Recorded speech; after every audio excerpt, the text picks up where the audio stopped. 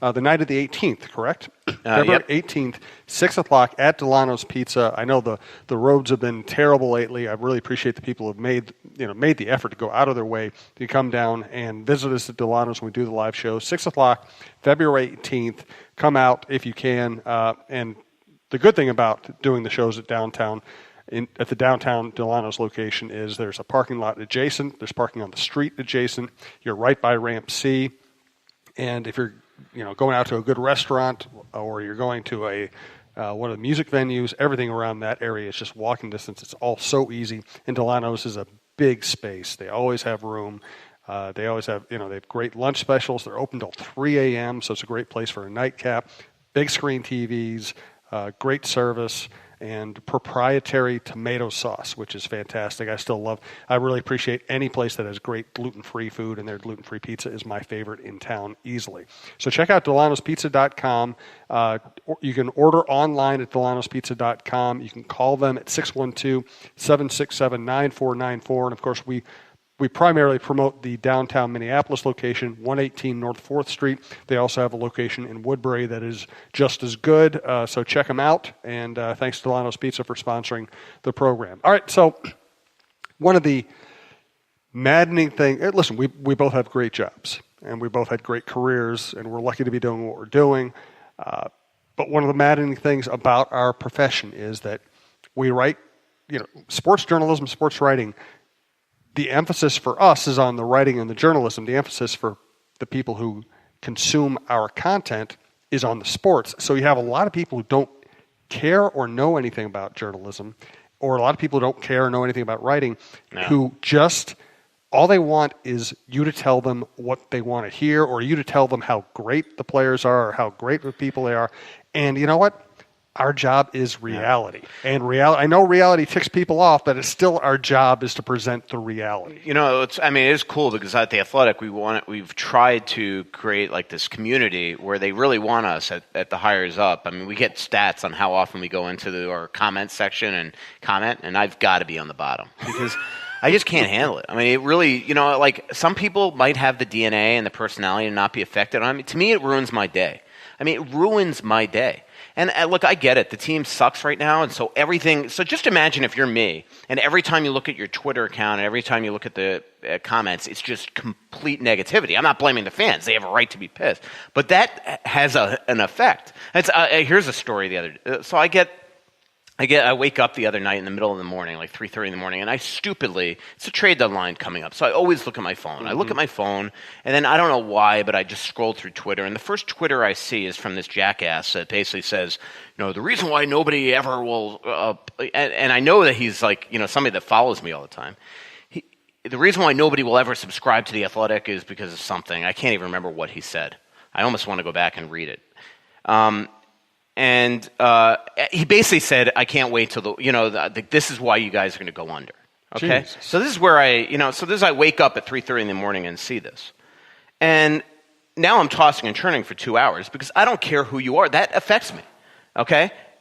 Listen, you and I work for competing organizations right now. Yeah. Star Tribune and The Athletic, they're not blood enemies, but we're competing in some cases for the same revenue, and we're both subscription-based models.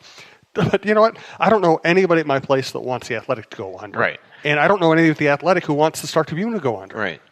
So this, so it just, that bothered me for the rest of the night. And finally, it's like I couldn't help it. I like to save my job. I essentially blocked the guy off Twitter because I don't ever want to see him again.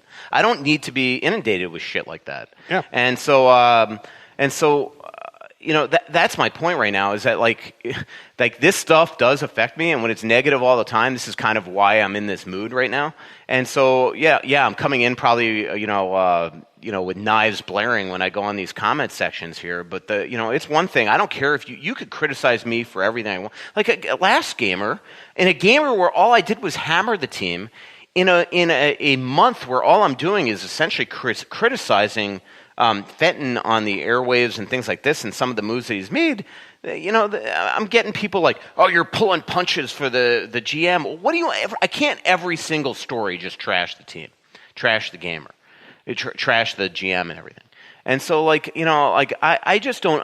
I don't understand what the fans want here. Okay, your frustrations with the team. It should continue to be with the team, and I get it here. And I'm just trying to cover it with the best I can.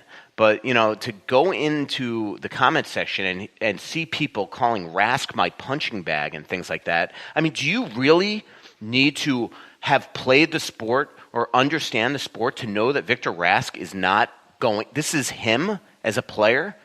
I mean, this was a bad trade. It's that simple. It was a bad trade. And so I'm reporting on that. But I'm also, at the same time, ripping on Stahl and Zucker and Granlund and all this stuff. Rask just happens to be the number one thing here because I'm sorry, when you are a freaking center acquired from the Carolina Hurricanes, and a couple days after you're acquired, Mikko Koivu is lost for the season for a torn ACL, and the coach still has to put you on left wing, I think that needs to be mentioned. Yeah. Okay? Yeah. It's not that he's my punching bag. It's that he has been so garbage here that I have to write that this team that needs a center desperately can't even put him at center. They have to take Mikael Granlund and put him at center, or Charlie Coyle and put him at center because he stinks, because he's not good enough to play in their top 9 centers right now. That needs to be written. It's not that he's my punching bag. I just don't get it. Well, and that's the problem with social media is it's immediate. And it's accessible to anybody who can type. Well, these are in the comments. In the comment section. But even that, but still, it's so easy.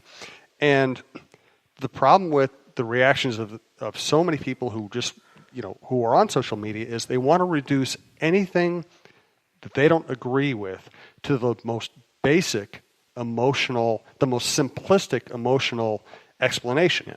Yeah. You criticize somebody, then you're a hater. You hate them.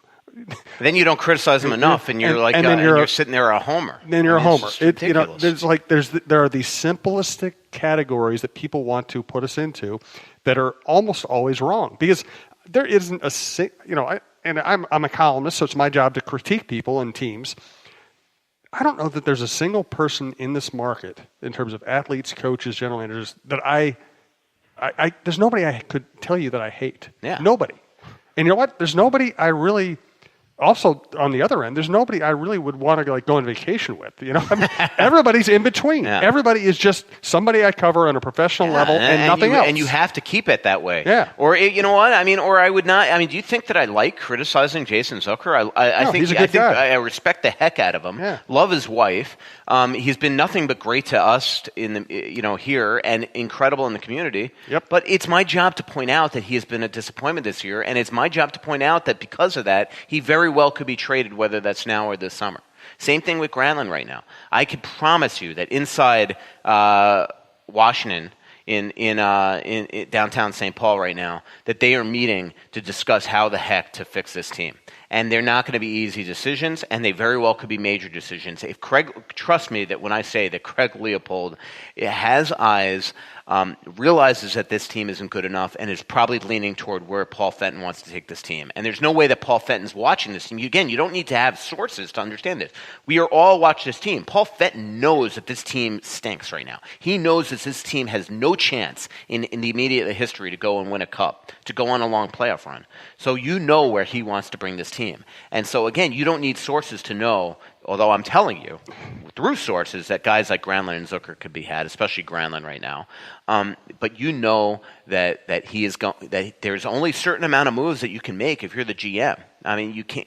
Parise and Suter are right now going nowhere. Koivu's got a major injury. Dumba's obviously not getting traded. So obviously we know Stahl and Fair and JT Brown and Greg Patter and all these guys are on the trading block. But you really think that if you're going to absolutely tear into this team, that guys like Brodin, Spurgeon, Coyle, Zucker, Granlund are not being talked about? Right now, I don't think that this team's in a position where anybody is an untouchable. Yeah, and now that we've ripped on social media, let's do some Twitter questions. I do want to thank Fixology Repair, fixologyrepair.com, our friend John Hedges, who comes out to the live shows at Delano's along with a lot of our other regulars. They do a great job. They have the location third floor of the Mall of America by Nordstrom's, and also downtown Minneapolis. I walked by it about 8 times yesterday, right by Dunn Brothers, just south of the Wells Fargo Center, right above Crown Bank. If you're ever driving around, that's your reference point. They work quickly. They can repair anything. They can resize stuff. They can clean, polish. They can handle watches, Apple products. They've worked on my tablets.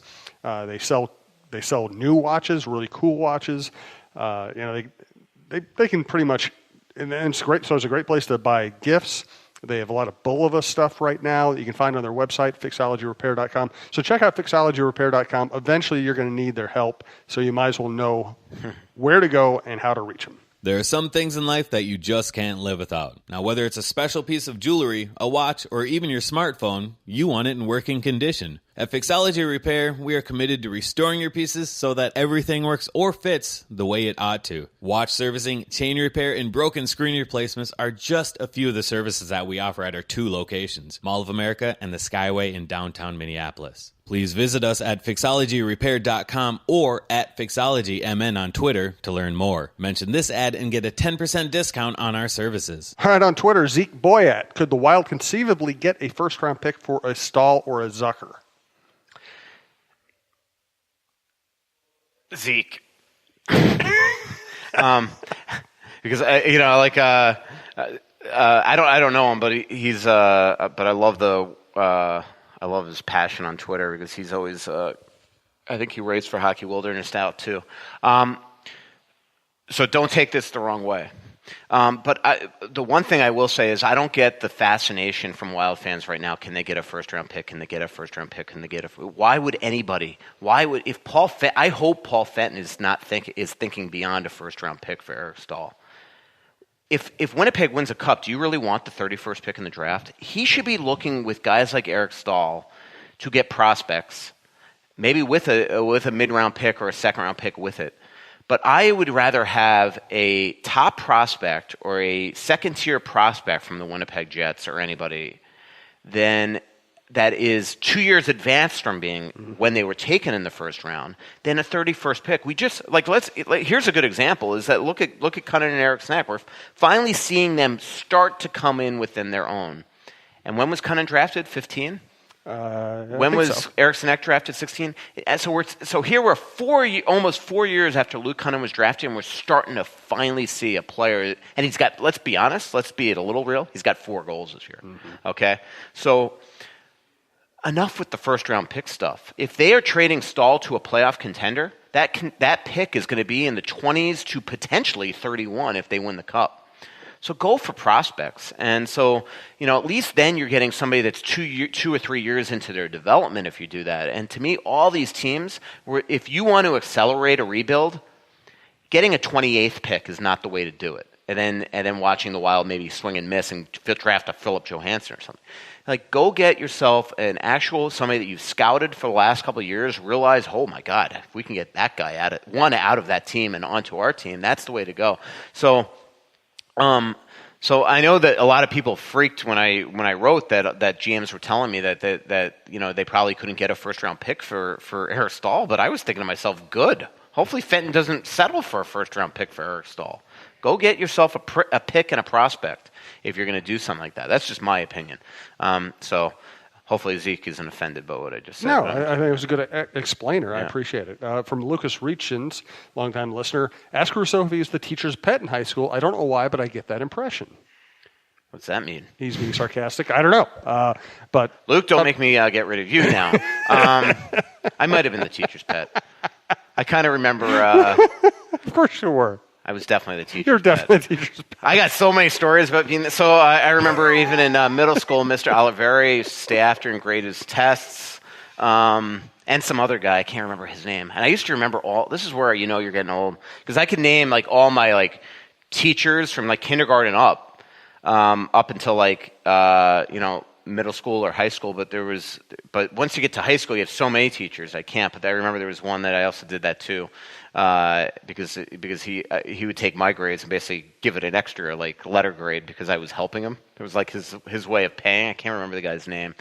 But I will say in high school, I was big into mass media. I was so big into mass media that I started taking mass media in my freshman year when you're not allowed to take it until your sophomore year. So then when I got to my senior year, there was only mass media 1, 2, and 3. They actually had to create mass media 4 for me.